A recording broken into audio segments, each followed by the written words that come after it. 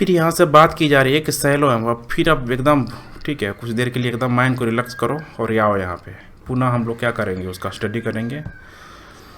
शैल एवं स्थलाकृति तथा शैल एवं मृदा में निकट संबंध होने के कारण किसमें, शैल एवं किसमें, मृदा में, दोनों में संबंध है कि नहीं है।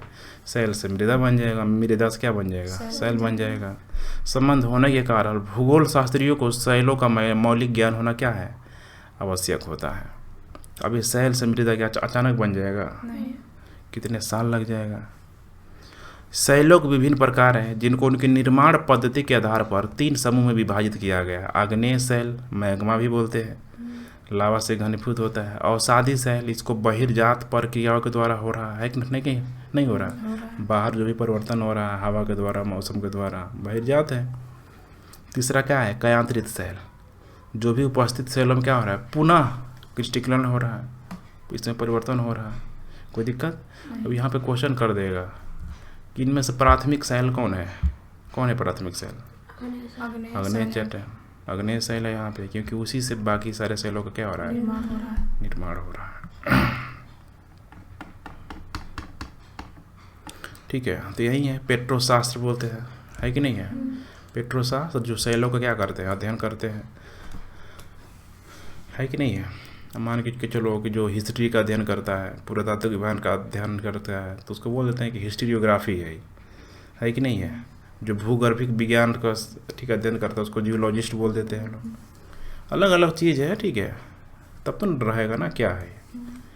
एक पेट्रोशास्त्री शैलों के विभिन्न स्वरूपों का अध्ययन करता है, जैसे खनिज की संरचना क्या है, उस शैल में मौजूद खनिज की संरचना क्या है कि नहीं है, इसकी बनावट क्या है, संरचना बनावट, इसका गठन कैसे हुआ है, स्रोत कहाँ से पाया गया है, ठीक है, स्रोत, प्राप्ति स्थान, परिवर्तन एवं दूसरे शैलों के साथ इसका संबंध क्या है, वो समझ में आ रहा है कि नहीं आ रहा है। अब जो भी यहाँ पे इस शैल में जो भी चीज़ मिल रहा है, चाहे मैग्नीशियम, एल्युमिनियम, फेरस, सब उसका स्टडी करेगा कि नहीं करेगा, लैब होता है लोगों के लिए।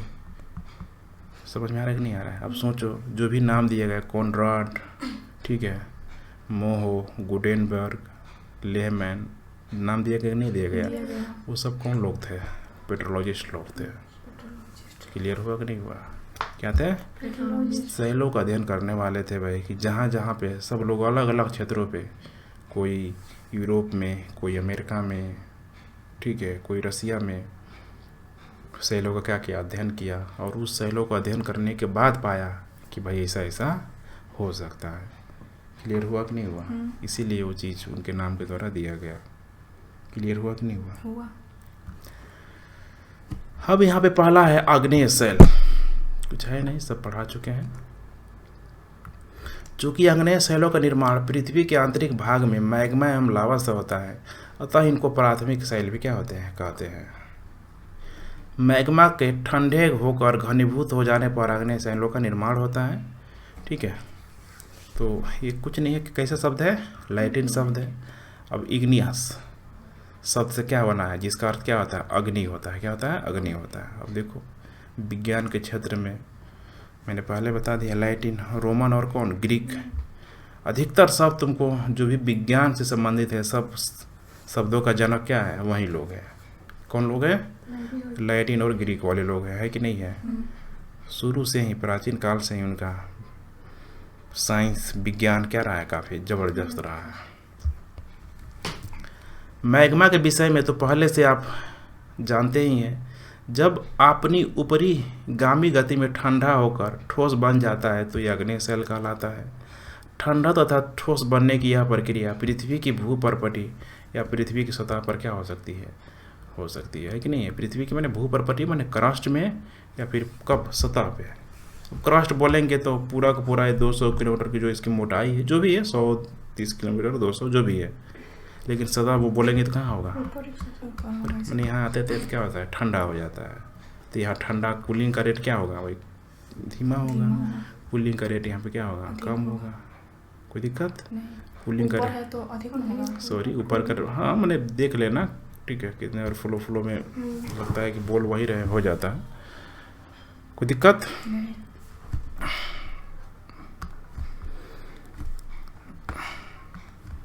आग्नेय शैलों का वर्गीकरण इनकी बनावट के आधार पर किया जाता है। इनकी बनावट इसके कणों के आकार एवं व्यवस्था अथवा पदार्थ की भौतिक अवस्था पर क्या करती है, निर्भर करती है। यदि पिघले हुए पदार्थ धीरे धीरे गहराई तक क्या होते हैं, ठंडे होते हैं, तो खनिज के कण क्या होते हैं, पर्याप्त बड़े हो सकते हैं। कब, गहराई में। कोई दिक्कत। सतह पर हुई आकस्मिक शीतलता के कारण छोटे एवं चिकने कण बनते हैं। छोटे एवं माने रवे का आकार, क्रिस्टलाइन के आकार क्या होता है, छोटा होता है। अब क्या होता है, कैसे होता है, यहाँ पे एनसीईआरटी बताया क्या है, नहीं है यहाँ पे। कोई दिक्कत। शीतलता की मध्यम परिस्थितियाँ होने पर आग्नेय शैलों को बनाने वाले कण मध्यम आकार के क्या हो सकते हैं, हो सकते हैं। ग्रेनाइट, गैब्रो, पेगमाइट, बेसाल्ट, ज्वालामुखी, ब्रेसिया तथा टफ आग्नेय शैलों का क्या है, कुछ उदाहरण। कैसे, टफ, कठोर है कि नहीं है यहाँ पे। इसका मतलब ये सब पदार्थ कहाँ से आया है, नीचे से आया है। कोई दिक्कत नहीं। इसीलिए सोचो, समुद्र का क्रस्ट अगर मिट्टी होता, महाद्वीपीय क्रस्ट टाइप का होता, तो फिर क्या होता, उसको क्या कर देता, वो कीचड़ बना देता कि नहीं बना देता। पूरा सीमेंटेड टाइप का है, इतना टफ होता है। कौन सा, बेसाल्ट चट्टान कि समुद्र के नीचे जाओगे तो बहुत अधिक तुमको कीचड़ क्या होगा, मिलेगा, नहीं मिलेगा। जो कटक होता है, ये मिट्टी का होता है। कटक क्या होता है, मिट्टी कहाँ से हो जाएगा कटक। कटक आग्नेय शैलों का क्या होता है, बड़ा, ठीक है, मतलब कठोर संरचना। कठोर संरचना होता है, बहुत ज़्यादा कठोर आग्नेय शैल का है ना यहाँ पे।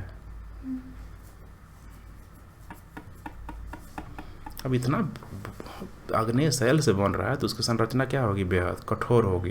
क्या होगी, कठोर होगी। अब है यहाँ पे अवसादी शैल अर्थात सेडिमेंट्री। अब याद रहेगा, इग्नियस, सेडिमेंट्री और एक मेटामॉर्फिक। बोलना अपने से, ठीक ना, तेज बोलना ही नहीं। कि अवसादी शब्द की व्युत्पत्ति लैटिन भाषा के शब्द क्या हुए, सेडिमेंट से हुई है। सेडिमेंट्स मैंने, ठीक है, हाँ, जिसका अर्थ है क्या होना, व्यवस्थित होना। क्या होना, व्यवस्थित होना। पृथ्वी की सतह की शैल है आग्नेय, अवसादी एवं कयांतरित अपक्षयकारी कारकों के प्रति क्या होती है, अनावृत होती है, जो विभिन्न प्रकार के विखंडों में क्या होती है, विभाजित होती है। ऐसे उपखंडों का विभिन्न बहिर्जनित माने बाहर से लगने वाला कारकों के द्वारा संवहन और किसके द्वारा, निक्षेप द्वारा होता है। सघनता के द्वारा संचित पदार्थ शैल में परिणित हो जाते हैं।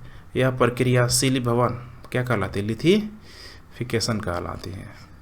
बहुत सी अवसादी शैलों में निक्षेपित परतें शिलीभवन के बाद भी अपनी विशेषताएं बनाए रखती है। इसी कारणवश बालुकाश्म शैल जैसी अवसादी शैलों में विभिन्न सांद्रता वाली अनेक क्या होती है, सतह क्या होती है, मौजूद होती है। इसी कारण बोला जा रहा है कि बालुकाश्म शैल माने बालू वाले शैल में, अवसादी शैल में विभिन्न सांद्रता वाली अनेक क्या होती है, सतह यहाँ पे क्या होती है, मौजूद होती है। क्योंकि टूट गया है ना, टूट गया तो बालू क्या हो जाएगा, अधिक हो जाएगा। बालू होने का मतलब ही वहाँ पे कि धीरे धीरे क्या हो रहा है, उसका अवसादीकरण हो रहा है। अवसादी शैल है वो।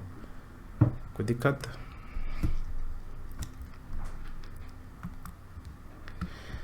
निर्माण पद्धति के आधार पर अवसादी शैलों का वर्गीकरण 3 रूप से किया गया है। कैसे कैसे होता है देख लो। यांत्रिक रूप से, जैसे कि बालुकाश्म, बालुओं के द्वारा, पिंडशिला, ठीक है, पिंडों के द्वारा, चूना प्रस्थस्तर, सेल, विमृदा आदि। कार्बनिक रूप से, जैसे कि गिजराइट है, खड़िया, चूना पत्थर, कोयला आदि। कोई दिक्कत नहीं।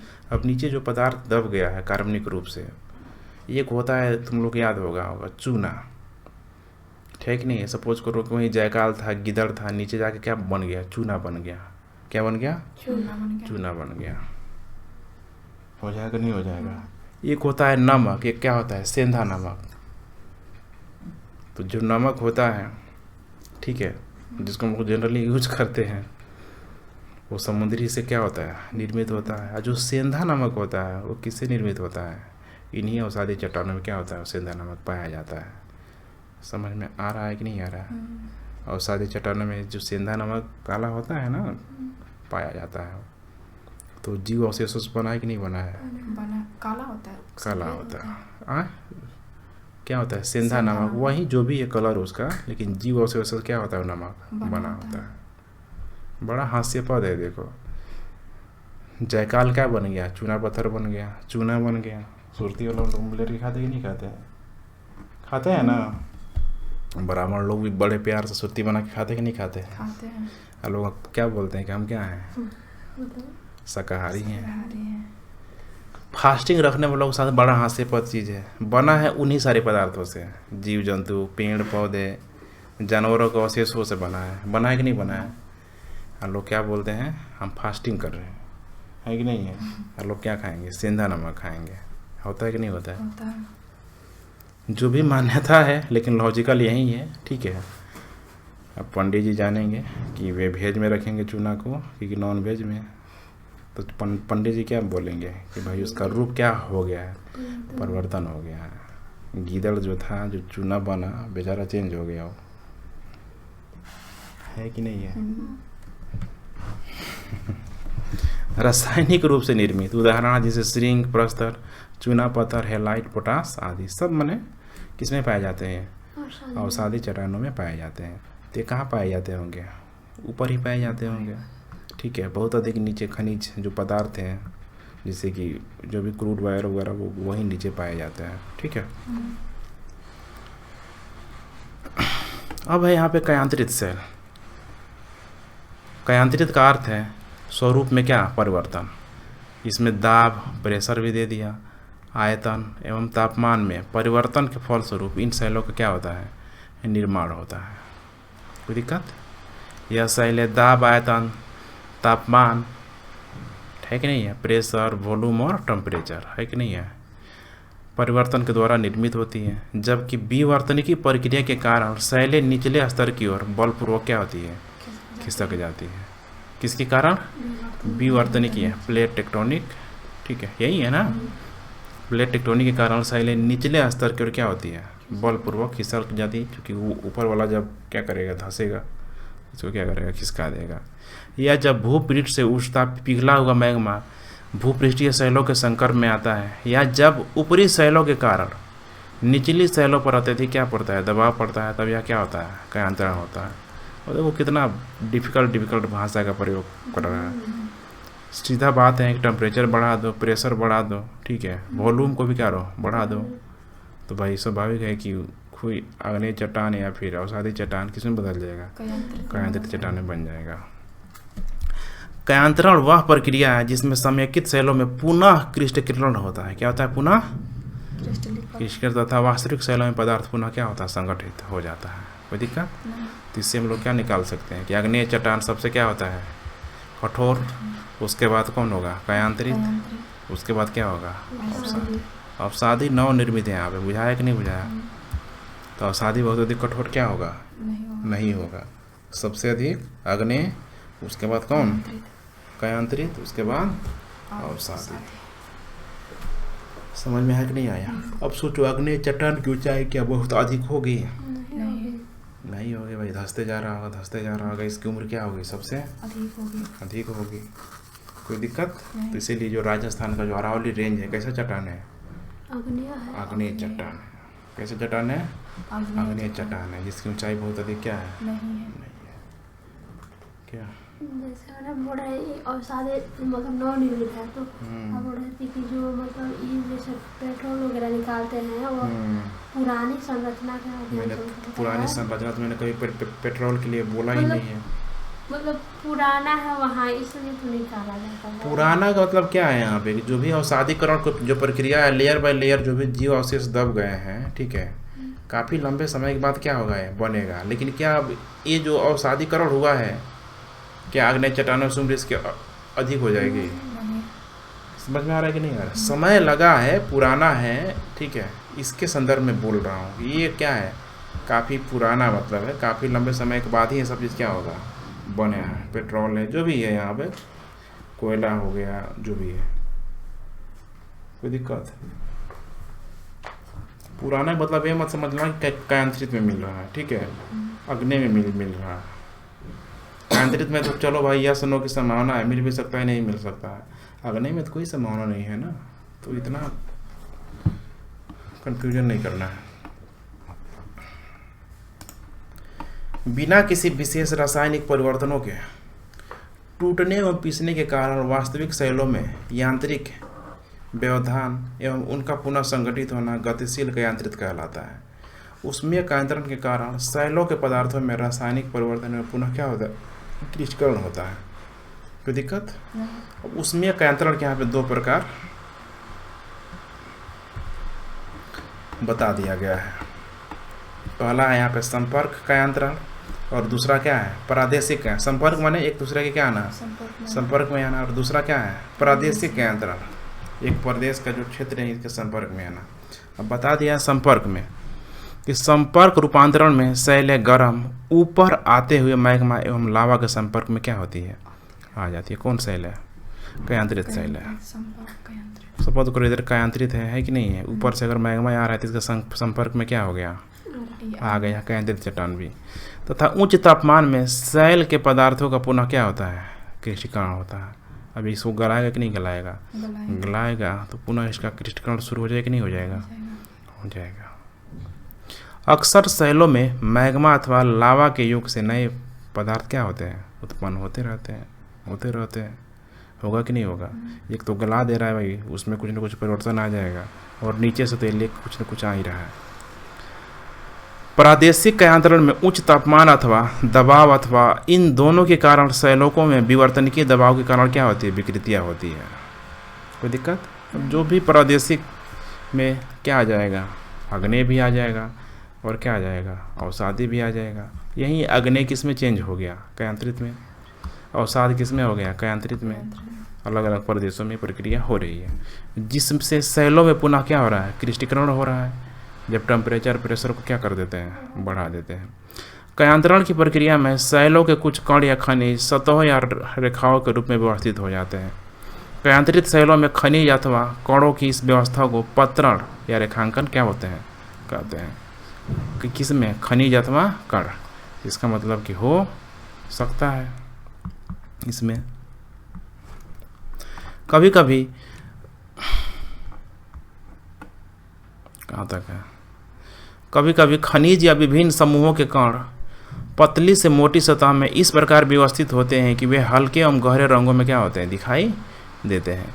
कयांत्रित शैलों में ऐसी संरचनाओं को बैंडिंग कहते हैं, तथा बैंडिंग प्रदर्शित करने वाली शैलों को क्या बोलते हैं, बैंडेड शैल कहते हैं। तो बैंडेड शैल का संबंध किससे होगा, कयांत्रित शैल से। कयांत्रित होने वाली वास्तविक शैलों पर ही कयांत्रित शैलों के प्रकार निर्भर करते हैं। कयांत्रित शैल दो प्रमुख भागों में वर्गीकृत की जा सकती है। पहला है पत्रित शैल, अथवा दूसरा क्या है, अपत्रित शैल। पट्टित समय ग्रेनाइट, स्लेट, सिस्ट है, दिया तक नहीं दिया था सर। रूपांतरित शैलों का क्या है, कुछ उदाहरण है, ठीक है। जो अग्नि से क्या बन जा रहा है, रूपांतरण, अवसाद से रूपांतरण, और रूपांतरण से पूरा नया रूपांतरण क्या हो जा रहा है, बन जा रहा है। मतलब रूप क्या हो रहा है, परिवर्तन करते रह रहा है, गिरगिट की तरह, ठीक है, गिरगिट की तरह। तो गिरगिट कौन है, रूपांतरण शैल। गिरगिट कौन है, रूपांतरण शैल। गिरगिट वो भी तो बदल रहा है। छिपकली का क्या है, हस्बैंड है। चलो अब यहाँ पे दिया लास्ट में शैल चक्र, ठीक है। कैसे कैसे परिवर्तन हो रहा है बताने की जरूरत नहीं, यहाँ पे दिया है। लिंक कर लोगे कि नहीं, लिंक कर लोगे, कर लोगी ना। शैल अपने मूल रूप से अधिक समय तक क्या रहता है, नहीं रहता है, उसमें कुछ न कुछ परिवर्तन होते रहता है, बल्कि इनमें परिवर्तन होते रहते हैं। शैल चक्र क्या एक सतत प्रक्रिया है, क्या सतत लगातार रूप से चलने वाली क्या है, प्रक्रिया है, जिसमें पुरानी शैल है परिवर्तित होकर नवीन रूप क्या करती है, ले लेती है। समझ में आया? तो कोई शैल एक स्टेज में रह नहीं सकता है, चेंज होते रहता है इसमें।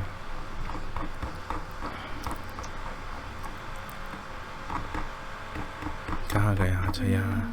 आग्नेय शैल प्राथमिक शैल है तथा अन्य अवसादी शैल तथा इन प्राथमिक शैलों से क्या होती है, निर्मित होती है। आग्नेय शैलों को कयांत्रित शैलों में परिवर्तित किया जा सकता है। अग्नेय एवं कायांतरित शैलों से प्राप्त अंशों से अवसादी शैलों का निर्माण होता है कि नहीं होता है। अवसादी शैल अपखंडों में परिवर्तित हो सकती है तथा ये अपखंड अवसादी शैलों के निर्माण का एक स्रोत हो सकते हैं। निर्मित भूपृष्ठीय शैलें आग्नेय, कायांतरित एवं अवसादी प्रत्यावर्तन के द्वारा पृथ्वी के आंतरिक भाग में नीचे की ओर क्या हो सकता है, जा सकता है।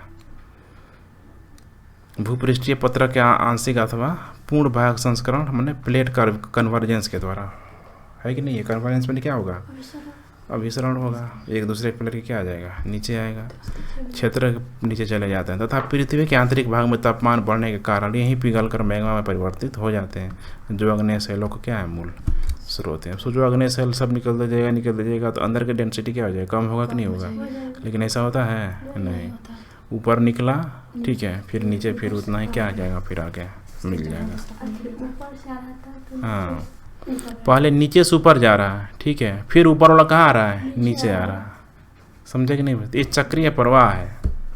क्या है, ठीक है, यहाँ पे दिया है ठीक है, कुछ है नहीं अब, ठीक है तो रहने देते हैं, करके आओ सब, इतना समझ के बनाओ सब, ठीक है। पढ़ाया पहले तो उतना बड़ा दिक्कत नहीं है, पहले पढ़ाया दिक्कत नहीं है, इसीलिए एक दिन में एक टॉपिक क्या कर रहे हैं, लेके चल रहे हैं कि एक दिन में एक टॉपिक क्या करें, कंप्लीट कर लें। लेकिन रेगुलेटरी नहीं हो पा रहा है ना, सप्ताह में 4-5 दिन पढ़ाई हो रहा है।